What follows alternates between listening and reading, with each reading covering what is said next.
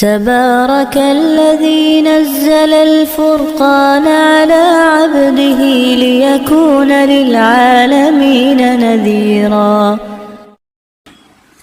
الحمد لله رب العالمين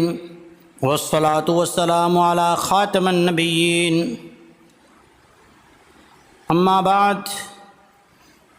اللہ جل شانہ نے جنگ احد کے بعد منافقین کی جو چال بازیاں تھیں ان کو کھولتے ہوئے یہ وہ آیت ہیں جس کے اندر اللہ تعالیٰ نے ایمان والوں کو کیوں آزمایا جا رہا ہے، کیوں تکلیفیں اور کس طرح ان کی شہادتیں ہو رہی ہیں اور میدان میں اتارا کیوں جا رہا ہے، اللہ جل شانہ نے اس کی تسلی کے لیے یہ آیت کریمہ وضاحت کے ساتھ نازل فرمائی۔ اعوذ باللہ من الشیطان الرجیم، بسم اللہ الرحمن الرحیم۔ ما كان الله ليذر المؤمنين على ما أنتم عليه حتى يميز الخبيث من الطيب وما كان الله ليطلعكم على الغيب ولكن الله يجتبي من رسله من يشاء فآمنوا بالله ورسله وإن تؤمنوا وتتقوا فلكم أجر عظيم۔ اللہ جل شانہ وہ نہیں ہیں، یعنی اللہ کی شان یہ نہیں ہے،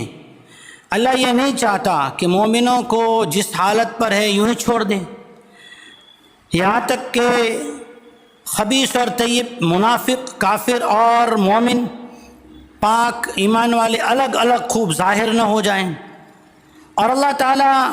کی شان بھی یہ نہیں ہے کہ ہر ایک کو غیب پر مطلع کر دے، ہاں وہ اپنے رسولوں میں سے جسے چاہتا ہے غیب کی خبریں اور باتیں بتا دیتا ہے۔ اور تم تو ایمان لاؤ اللہ پر اور اس کے رسول پر، اور اگر اسی پر یقین کرو اور پرہیزگاری کے ساتھ رہو تو تمہارے لیے بڑا اجر ہے۔ اللہ تعالیٰ نے اس میں جو فرمایا کہ لیذر المؤمنین، اللہ مومنوں کو اس حال میں نہیں چھوڑے گا کہ دنیا کے اندر جو ہیں جو مال غنیمت آتا ہے یا امن و امان کا جو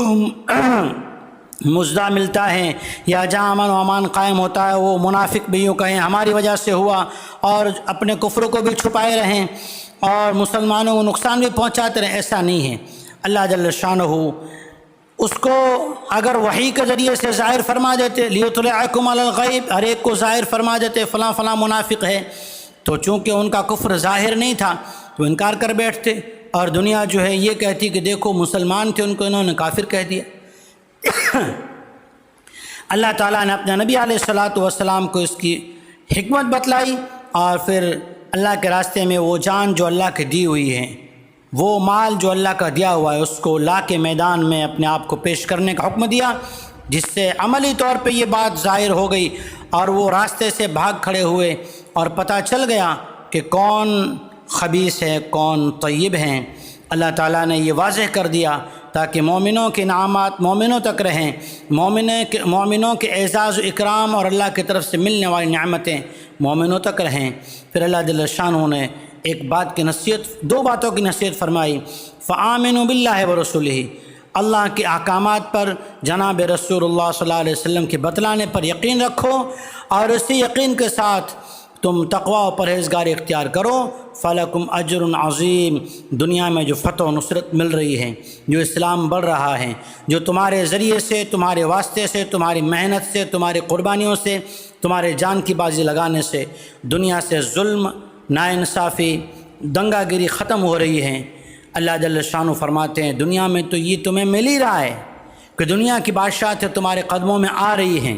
اور لوگ تم سے امن و امان سیکھ رہے ہیں، انسانیت کا سبق پڑھ رہے ہیں،